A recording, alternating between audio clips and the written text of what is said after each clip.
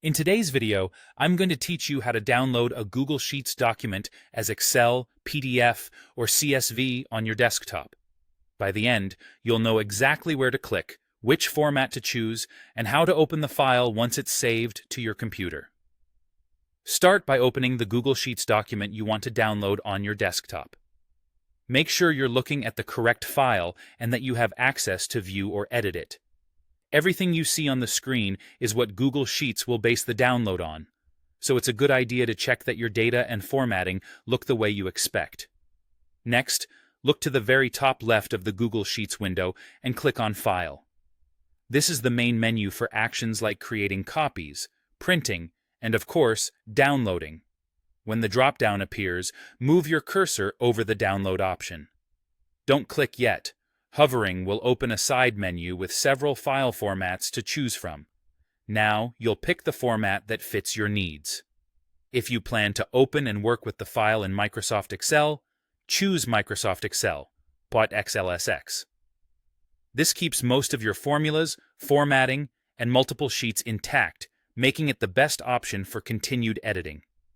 If you need something that's easy to share and looks the same for everyone, choose PDF. A PDF is ideal for viewing and printing because it preserves layout and prevents accidental changes. If you're moving raw data into another app, a database, or a data analysis tool, choose comma-separated values, CSV. CSV exports plain text with commas between values, which is perfect for data imports, though it won't carry over visual formatting, charts, or multiple tabs. Once you select the format, the file will start downloading in the background. Depending on your browser settings, it may save automatically to your Downloads folder, or your browser might ask you where to save it. If your spreadsheet is large or includes images and charts, give it a moment to finish.